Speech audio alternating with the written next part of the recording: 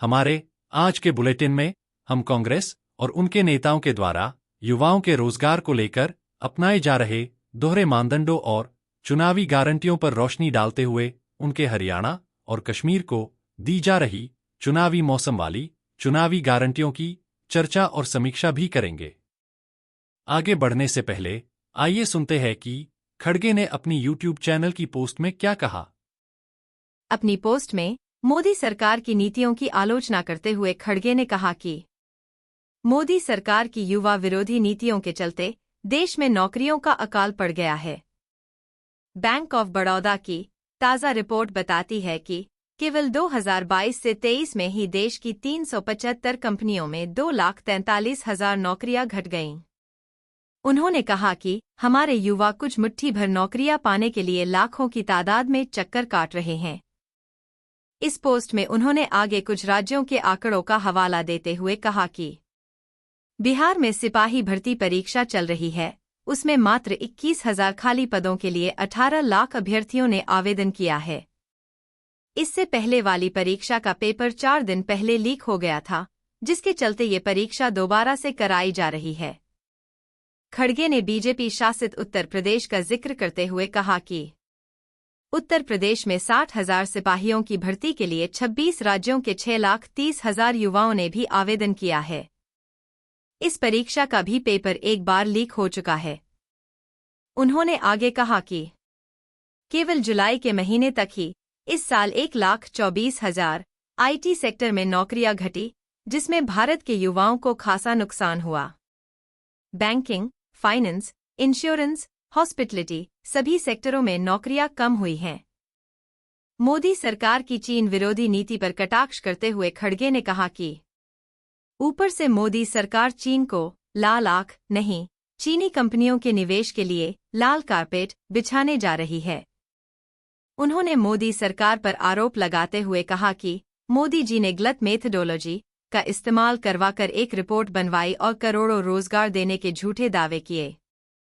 KLEMS के data से Fiji narrative गढ़ने के लिए मोदी सरकार ने सेंसस का सहारा न लेकर अलग अलग वर्ष के लिए अलग अलग आबादी के डेटा सेट का सहारा लिया, जिससे वर्कर पॉपुलेशन रेशियो गलत आया। ऊपर से ग्रामीण और शहरी आबादी की वृद्धि एक ही मान ली गई, जिससे ओवर एस्टिमेशन हुआ। इससे आगे उन्होंने अनपेड लेबर और उनकी दिहाड़ी का जिक्र करते हुए भी मोदी सरकार की नीतियों की आलोचना की। उन्होंने कहा, इसके अलावा ये अब जगजाहिर है कि इसमें अनपेड लेबर और 1 आवर वर्क पर वीक को भी रोजगार की श्रेणी में गिना गया है। पोस्ट के अंत में उन्होंने आने वाले चुनावों का जिक्र करते हुए कहा कि भारत के हताश निराश बेरोजगार युवा मोदी सरकार के ये झूठे हथकंडे अब समझ गए हैं। आने वाले राज्यों के चुनाव में भाजपा को इसका सबक जरूर मिलेगा। बीजेपी सरकार की रोजगार नीति और प्रदेशों में व्याप्त बेरोजगारी कांग्रेस पार्टी के नेताओं को केवल चुनाव के समय ही दिखाई देती है। हर राज्य में चुनाव से ठीक पहले इनके नेतागण बेरोजगारी का मुद्दा उठा लेते हैं और अपनी अपनी चिंताएं जाहिर करने लगते हैं। युवाओं के भविष्य और उनके रोजगार की चिंता खड़गे जी को भी हो रही है, और कांग्रेस पार्टी के राष्ट्रीय अध्यक्ष को ये चिंता हो भी क्यों नहीं। अपनी पार्टी की सरकार बनाने के लिए उन्हें युवाओं के समर्थन और उनके वोट की आवश्यकता जो होती है, और फिर इधर चुनाव खत्म, उधर इनकी चिंता भी खत्म। जिस प्रदेश में चुनाव होते हैं, कांग्रेस वहां के बेरोजगारी के आंकड़े निकाल लेती है, मगर ये कभी नहीं बताती कि उनके समय में प्रदेश में कितने युवा बेरोजगार थे। राजस्थान को लीजिए, मुख्यमंत्री अशोक गहलोत की सरकार में कांग्रेस ने राजस्थान के कितने युवाओं को नौकरियां दी, और गहलोत के कार्यकाल में कितनी बार पेपर लीक हुए। खड़गे जी इन आंकड़ों की चर्चा कभी भी नहीं करेंगे। हिमाचल प्रदेश की बात करें तो अब वहां कांग्रेस की सरकार है। प्रदेश में चुनाव के दौरान वर्ष 2022-23 में इनकी पार्टी के घोषणापत्र में प्रदेश के 5 लाख युवाओं के लिए रोजगार और नौकरियां सृजित करने की गारंटी इनकी 10 प्रमुख चुनावी गारंटियों में से एक प्रमुख गारंटी थी। सत्ता में आने के लिए कांग्रेस के शीर्ष नेतृत्व ने प्रदेश के युवाओं को रोजगार गारंटी के बारे में अपने चुनावी भाषणों में क्या क्या कहा, आइए सुनते हैं। 1 लाख जो सरकारी नौकरियां हैं, जो पद हैं, वो भरे जाएंगे और वो नौकरियां मिलेंगी आपको। कुल मिलाकर 5 लाख रोजगार मिलेंगे, जिसमें से 1 लाख रोजगार पहले मंत्रिमंडल के बैठक में तय करे जाएंगे और उसकी घोषणा होगी। दूसरी तरफ अब हिमाचल में कांग्रेस पार्टी की सरकार को मुख्यमंत्री सुक्खू के नेतृत्व में 2 साल पूरे होने को आए हैं। अपनी सरकार की पहली कैबिनेट मीटिंग में 1 लाख सरकारी नौकरियों की भर्ती के आदेश देने की घोषणा करने वाली पार्टी और उनका शीर्ष नेतृत्व शायद अपना वायदा भूल गया है। मुख्यमंत्री ने 5 लाख रोजगार देने वाले चुनावी वायदे पर विधानसभा में कहा कि हिमाचल एक छोटा राज्य है। यहां पहले ही 2,50,000 से ज्यादा सरकारी कर्मचारी है। अभी और सरकारी नौकरियों की भर्ती निकालना इतना आसान नहीं है। अभी हमारी सरकार 5 वर्ष चलेगी, हम अपना वायदा पूरा कर देंगे। हिमाचल प्रदेश के मुख्यमंत्री और कांग्रेस के प्रत्येक विधायक और नेता को उनके शीर्ष नेतृत्व प्रियंका गांधी का जनता को संबोधित करने वाला यह मार्मिक और स्पष्ट भाषण याद रखने की आवश्यकता है। सुनिए, प्रियंका गांधी ने हिमाचल चुनाव में सरकार और उसके कामों को लेकर क्या कहा था। नौजवान जो यहाँ पे खड़े हैं, बताइए कितनों को रोजगार मिला है पिछले 5 सालों में? मिला है आपको रोजगार? नहीं मिला ना। तो सरकार का सबसे पहला कर्तव्य क्या होता है जनता के प्रति? नौकरी सबसे बड़ा। क्यों? मेरी बहनें बैठी हुई हैं, आप अपने बच्चों की परवरिश क्यों करते हैं? प्रेम से उनकी देखभाल करते हैं, उनको शिक्षित करते हैं। क्यों? ताकि उनका भविष्य बने, बड़े होकर वो आत्मनिर्भर हो, आपका भी देखभाल करें। इसीलिए ना, तो सरकार का क्या कर्तव्य बनता है आपके प्रति कि आपके जो बच्चे हैं, जिनकी आपने परवरिश की है, जिनको पढ़ाया लिखाया है, उनको आगे बढ़ाएं, उनका भविष्य बनाएं।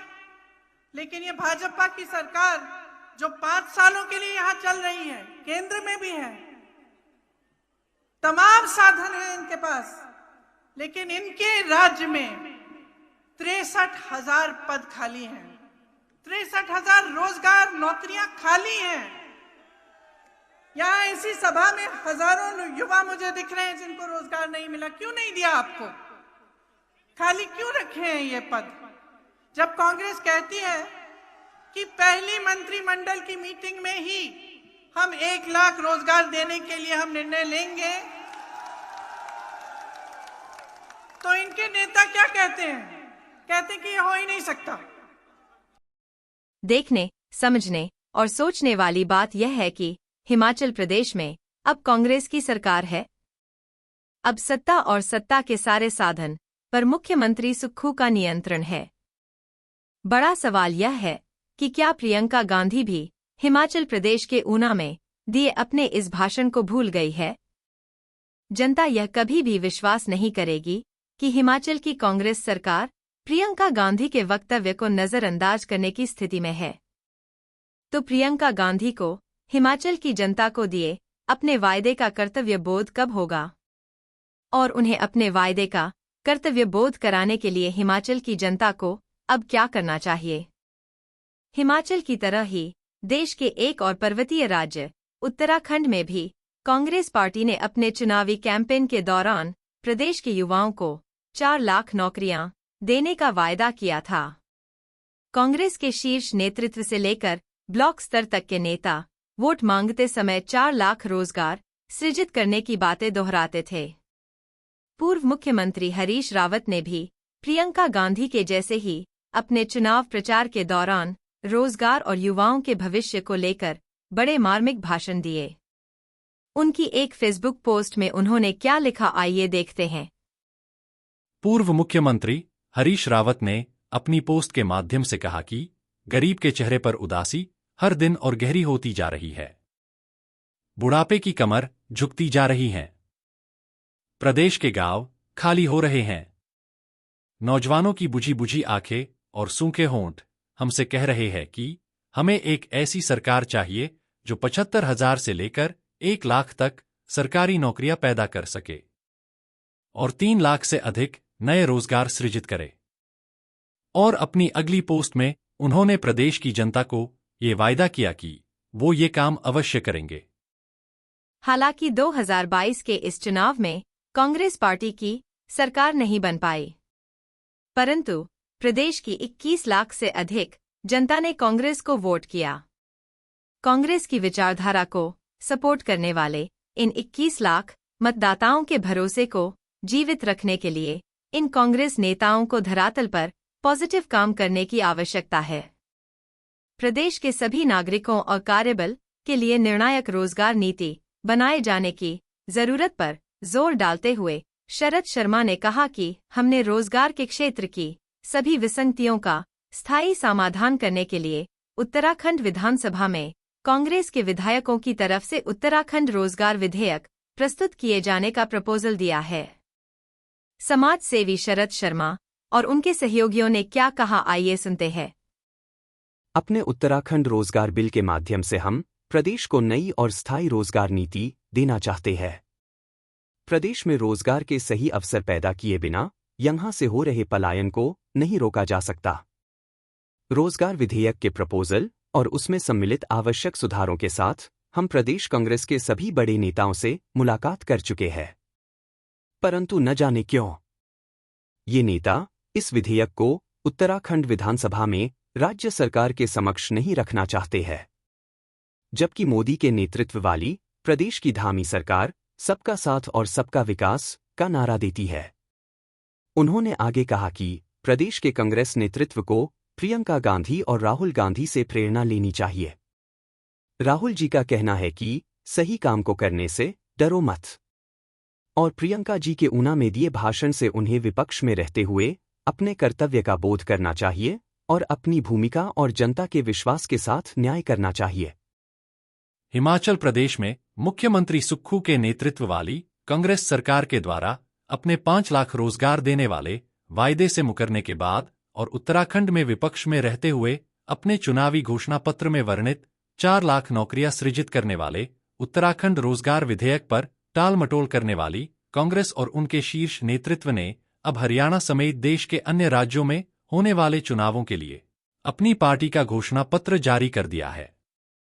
प्रत्येक राज्य के घोषणा पत्र में रोजगार सृजित करना और भर्तियां करने का वायदा सबसे ऊपर रखा गया है।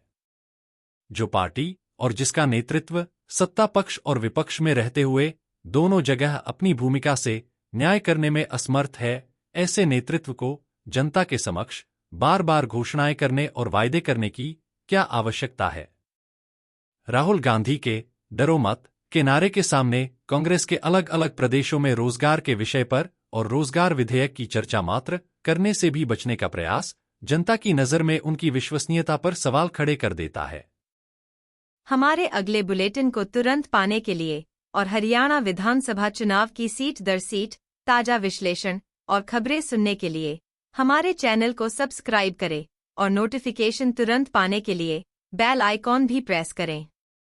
कमेंट करके अपनी राय जरूर दें।